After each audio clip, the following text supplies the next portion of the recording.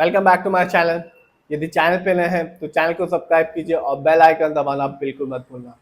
ये वीडियो सिर्फ और सिर्फ एजुकेशनल पर्पज है, ना हम खरीदने की सलाह देते हो ना ही बेचने की।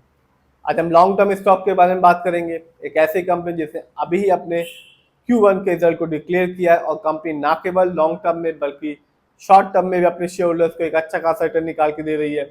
साथ ही साथ ये कंपनी अपने शेयर होल्डर्स को एक अच्छा खासा डिविडेंड भी दे रही है।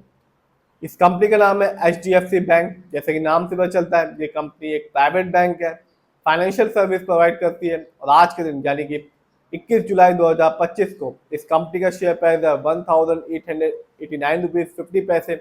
और आज भी अभी तक ये कंपनी अपने शेयर होल्डर्स को 1.64% का रिटर्न निकाल के दे चुकी है। बात की जाए एक साल की यानी कि 2024 की, मार्केट डाउन था, फिर भी इस कंपनी ने अपने शेयर होल्डर्स को बिल्कुल निराश नहीं किया और रिटर्न के तौर पे दिया 23% का रिटर्न। यानी कि आज से ठीक एक साल पहले इस कंपनी का शेयर प्राइस था 1604 रुपीज़। बात की जाए इस कंपनी के लॉन्ग टर्म की यानी कि 5 साल की, तो यहाँ भी HDFC बैंक ने अपने शेयर होल्डर्स का भरोसा जीता और 5 साल में इस कंपनी ने अपने शेयर होल्डर्स को 72.71% का रिटर्न निकाल कर दिया। यानी कि 5 साल पहले इस कंपनी का शेयर प्राइस था 1119 रुपीज़। तो ये कंपनी साफ बताती है कि शेयर मार्केट से उन्हीं शेयर होल्डर्स को एक अच्छा खासा रिटर्न देखने को मिलता है जो अपना पैसा और समय लॉन्ग टर्म के हिसाब से लगाते हैं। बात की जाए इस कंपनी के स्टॉक के परफॉर्मेंस की, तो एक साल में इस कंपनी का हाईएस्ट शेयर प्राइस गया 2027 रुपीज़, जबकि एक साल में इस कंपनी का लो शेयर प्राइस था 1588 रुपीज़। जानते हैं इस कंपनी कुछ इवेंट्स को, तो कंपनी ने अभी ही अपने शेयर होल्डर्स को एक अच्छा खासा डिविडेंड निकाल के दिया, हर एक शेयर के बदले में 22 रुपए का। तो कंपनी ना केवल लॉन्ग टर्म में एक अच्छा खासा रिटर्न निकाल के दे रही है, साथ ही साथ एक अच्छा खासा डिविडेंड भी दे रही है। जानते हैं इस कंपनी के फंडामेंटल्स को, तो मार्केट कैप शानदार है, 15,917 करोड़। लार्ज कैप की कंपनी है और कंपनी बिजनेस में है और एक्सपेंड कर चुकी है। बात की जाए इस कंपनी के पीबी रेशियो की, तो कंपनी का पीबी रेशियो 2.88। शेयर मार्केट में एक अच्छा पीबी रेशियो कहलाता है 1 या तो बिलो 3। पीबी रेशियो एक फाइनेंशियल मैट्रिक होता है जो कंपेयर करता है कंपनी की मार्केट वैल्यू को उसकी बुक वैल्यू से। जानते हैं इस कंपनी के इंडस्ट्री पी को, तो कंपनी का इंडस्ट्री पी है 13.54। शेयर मार्केट में एक अच्छा इंडस्ट्री पी होता है 20 से लेकर 25 के बीच में। इंडस्ट्री पी से ये पता चलता है जो कंपनी का स्टॉक है मार्केट में चीप है या एक्सपेंसिव है। इससे ये भी पता चलता है जो कंपनी का स्टॉक है वो अंडर वैल्यूड है या ओवर वैल्यूड है। लोअर इंडस्ट्री पी अच्छा होता है दोनों के लिए, बिजनेस के लिए और शेयर होल्डर्स दोनों के लिए। जानते हैं इस कंपनी के डेट टू इक्विटी को, तो वो नहीं है, यानी कि इस कंपनी पर किसी भी तरह का कोई लोन कर्ज नहीं है। बात की जाए इस कंपनी के आरओई की यानी कि रिटर्न ऑन इक्विटी, तो कंपनी का आरओई है 13.57%। शेयर मार्केट में एक अच्छा आरओई कहलाता है 15 से लेकर 20% के बीच में। आरओई का मतलब होता है जो पैसा शेयर होल्डर से कंपनी को दिया है, कंपनी ने उसका प्रॉपर सही से यूटिलाइज किया भी है या नहीं। जब भी किसी कंपनी का आरओई हाई होता है या पॉजिटिव होता है तो साफ बताता है कि कंपनी ने हमारे पैसे को सही जगह ढंग से इस्तेमाल किया है, जिससे रिटर्न पाने की संभावना लॉन्ग टर्म में बढ़ जाती है। और जब भी किसी कंपनी का आरओई कम होता है, नेगेटिव होता है, तो साफ बताता है कि कंपनी ने हमारे पैसे को सही जगह ढंग से इस्तेमाल नहीं किया, जिससे रिटर्न पाने की संभावना लॉन्ग टर्म में कम हो जाती है। जानते हैं इस कंपनी के ईपीएस टीटीएम को, तो वो है 92.32। शेयर मार्केट में एक अच्छा ईपीएस टीटीएम कहलाता है 80 और above. Earning per share trailing 12 month का ये मतलब होता है कि कंपनी ने लास्ट 12 मंथ में कितनी अर्निंग की है, किया भी है या नहीं। बात की जाए इस कंपनी के डिविडेंड यील्ड की, तो कंपनी का डिविडेंड यील्ड है 2% से लेकर 6% के बीच में।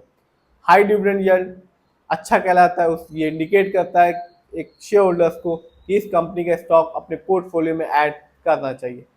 बात की जाए इस कंपनी के फाइनेंशियल कंडीशन की, तो जून क्वार्टर में इस कंपनी का रेवेन्यू रहा 1,33,055 करोड़, जबकि मार्च क्वार्टर में इस कंपनी का रेवेन्यू था 1,20,269 करोड़।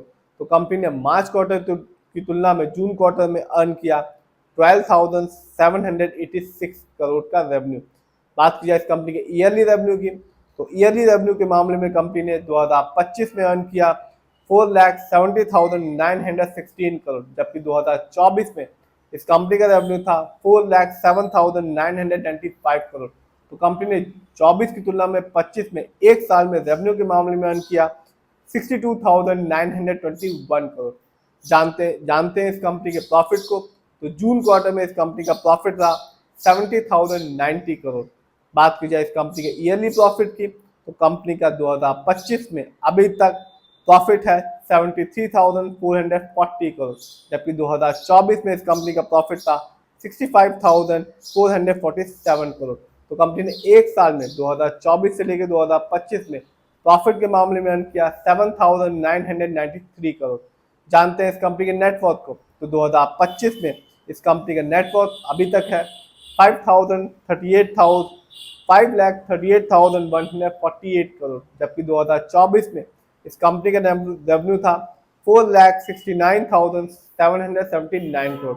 तो कंपनी ने 2024 की तुलना में 2025 में नेटवर्थ के मामले में अर्न किया 68,369 करोड़। तो कंपनी का रेवेन्यू, प्रॉफिट और नेटवर्थ तीनों के तीनों ही अच्छे हैं और बढ़ रहे हैं।